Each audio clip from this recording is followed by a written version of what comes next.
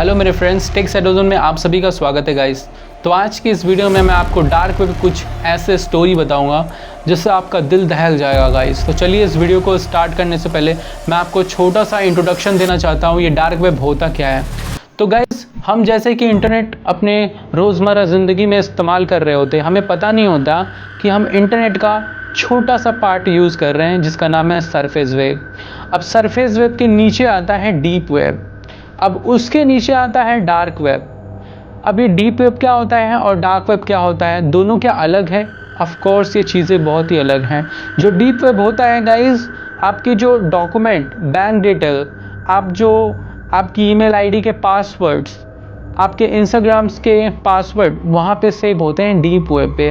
जो dark web है बहुत ही डार्क प्लेस है जहाँ पे गैर कानूनी काम होते हैं, जैसे कि ड्रग सप्लाई करना। ये बहुत ही गलत है गाइस, जो कि डार्क वेब का आपको देखने को धड़ल्ले से आपको मिल जाएगी। बहुत ही आम बात है वहाँ पे और बहुत ही अवैध रूप से वहाँ पे ये कारोबार चलता है। मैं आपको सजेस्ट नहीं कर रहा, बल्कि ये इन्फॉर्मेटिव वीडियो है, आप इसको इन्फॉर्मेशन के तौर पे लीजिएगा, ना कि आप गलत चीज़ों में इन्वॉल्व करने की कोशिश कीजिएगा। कुछ ऐसी मिस्टीरियस चीज़ें जो आप नहीं जानते हो, हम नहीं जानते हैं, पूरी दुनिया से चीज़ें छिपाई गई है। अब मैं बात करता हूँ लीम की। एक छोटा सा बच्चा अमेरिकी परिवार में जन्म लेता है। बहुत ही बुद्धिमान होता है वो गाइस। बुद्धिमत्ता के वजह से उसको हमेशा अवार्ड्स मिलते हैं, हमेशा उसको पुरस्कार से सम्मानित किया जाता है उसके स्कूलों में। वो लड़का जब 10th में जाता है तो प्रोग्रामिंग और कोडिंग में महारत हासिल कर लेता है, जिससे कि उसकी बुद्धिमत्ता लोगों के सामने बहुत ही उत्तम और बहुत अच्छी हो जाती है। उसे रिस्पेक्ट मिलने लगती है लोगों से। अलग अलग लोगों की वो वेबसाइट बना देता है, अलग अलग लोगों को वो अलग अलग ड्राइंग बना के दे देता है। उसकी इंटेलिजेंस की अगर बात करूँ तो अल्बर्ट आइंस्टाइन से कम नहीं होगी, लेकिन कहीं ना कहीं उन चीज़ों को छिपाया गया इस दुनिया से ताकि उस बच्चे के बारे में कोई जान ना सके। लेकिन मैं आपको बताता हूँ उस बच्चे का असली रहस्य क्या था डार्क वेब में। डार्क वेब में उसका नाम था रेड चिमी। रेड चिमी बहुत ही शातिर था। वो अपनी आइडेंटिटी को, अपने आईपी एड्रेस को इस तरीके से हाइड करके रखा था कि उसे कोई देख ना पाए, उसे कोई ट्रैक ना कर पाए। गाइस, अगर आपको अगर पता होगा तो अगर कोई भी डार्क वेब पे जाता है तो बहुत सारी सिक्योरिटीज़ लेयर्स होती हैं। कोई नॉर्ड वीपीएन यूज़ करता है, कोई सॉक्स5 यूज़ करता है। ठीक है गाइस, ये रिसर्च उसकी ज़िंदगी की, उसे पता नहीं था कि उसकी ज़िंदगी की आखिरी रिसर्च होगी। वो जैसे जैसे डार्क वेब में जाता रहा वैसे उसे अजीब तरीके की फोरम्स कुछ दिखी।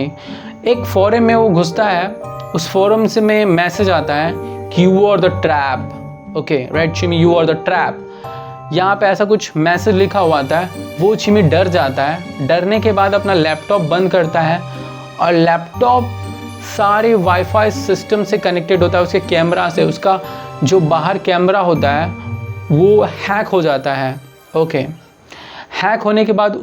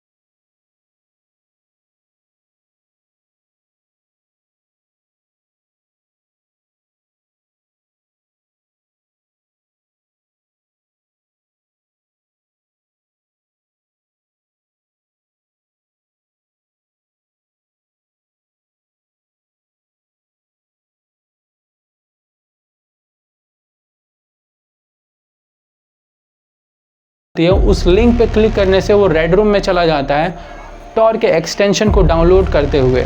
ठीक है गाइस, अब मैं आपको बताता हूँ ये टॉर ब्राउज़र है, अच्छा तो है, आपकी सेफ्टी, आपकी प्राइवेसी भी रखता है, बट कहीं ना कहीं आपको एक प्याज का छिलका पता होगा।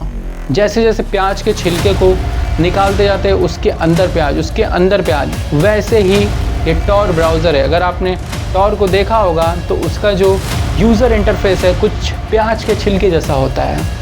अब प्याज का जो छिलका होता है गाइस, छीलने में तो बहुत ही आसान होता है, लेकिन जब आँखों में लगता है तो इंसान की आंखें तिलमिला उठती हैं। वैसे ही ये है टॉर ब्राउज़र। अगर आप यूज़ नहीं करते हो तो मैं आपको सजेस्ट करूँगा इससे आप बिल्कुल दूर रहें गाइस, क्योंकि आपके लिए एक बिल्कुल घातक साबित हो सकता है। अब मैं आता हूँ उस छोटे बच्चे के ऊपर। उस छोटे बच्चे का एक बड़ा भाई था जिसका नाम था नोआ। नोआ एक अमेरिकी परिवार से बिलोंग करता था जिसके माँ बाप नहीं थे। वो दोनों भाई आपस में अपने खुद स्ट्रगल करके अपने खुद के दम पे वो खड़ा होते हैं। उनका इवन घर भी टूट जाता है एक सरकारी दफ्तर से। तो फिर से उनकी जर्नी स्टार्ट होती है। वहाँ से निकलने के बाद वो लोग एक ऐसा पेटीएम टूल्स बनाते हैं जो पैसे को ट्रांजेक्शन्स करवाए। अगर हमारा पैसा है तो हम एक कंट्री के दूसरे कंट्री में भेज सकें। लेकिन गाइज़ मैं आपको बता दूँ वो भी उनका प्लान फेल हो जाता है। ठीक है गाइज़, तो एक उन्हें इंसान मिलता है जो डार्क वेब का बंदा रहता है। वो कहता है कि आप मेरे लिए काम करो, मैं आपको बहुत मोटी रकम दूंगा। अब वो मोटी रकम के लालच में आके उनके काम करने के लिए रेडी हो जाता है। लेकिन जो लीम होता है उसको अपनी माँ की एक बात याद आती है। उसकी माँ ने कही होती है कि अगर बेटा तुमने ज़िंदगी में कभी गलत काम करना स्टार्ट किया तो मेरी जो छवि है वो ख़राब हो जाएगी। तो वो अपनी माँ की बातों को याद करके बोलता है और मन में खुद को सोचता है और इन भाई को भी लास्ट में बताता है कि नहीं, हमें अच्छे तरीके से पैसे कमाने हैं। और वो दोनों उनकी जो वेबसाइट का काम होता है, जो सॉफ्टवेयर बनाने का काम होता है, फिर से वो स्टार्ट करते हैं। और तब उनको बार बार डार्क वेब से रिक्वेस्ट आना स्टार्ट होती है, you are the trap in my room, you are the trap in my room in the red room. और वो मैसेज इतना दहला देने वाला होता है, वो बेचारे एकदम डर जाते हैं गाइस। डरने के बाद उस लीम के हार्ट में कुछ प्रॉब्लम होती है। जब प्रॉब्लम होती है तो दर्द के मारे तिलमिला उठता है और उससे वो जो नोहा होता है उसका बड़ा भाई, वो उसको लेके जाता है हॉस्पिटल उसे दिखाने के लिए। तभी वो एक कैमरे का जो रिकॉर्डिंग है पूरा का पूरा ऑन रहता है। बोलता है कि अगर तुमने नोहा मेरा काम नहीं किया तो लीम की जान जा सकती है। अब नोहा से ये कहा जाता है कि तू रेड रूम को पूरा का पूरा ऑपरेट करेगा और उसकी पूरी जो बिटकॉइन में कमाई होगी वो मुझे ला के देगा। और जैसा कि नोहा ने बोला कि मैं ही क्यों, क्या कोई और नहीं हो सकता। तो देखिए वो जो रेड रूम को चलाने वाला जो उसका ऑनर होता है वो क्या बोलता है। वो कहता है कि तू ही वो ऐसा इंसान है जिसे तुझे प्रोग्रामिंग लैंग्वेजेस की ज्ञान है। अब तुझे प्रोग्रामिंग लैंग्वेज सारी आती है तो तू किसी को भी एज अ ट्रैप करके उसकी बिटकॉइन को तू हैक कर सकता है और मेरे को अमीर बना सकता है। अगर तूने ऐसा काम नहीं किया तो मैं तुम्हें और तुम्हारे भाई को जान से मार दूंगा। नोहा डर जाता है। कैसे कैसे करके वो अपने भाई को पाने के लिए वो काम करना स्टार्ट करता है।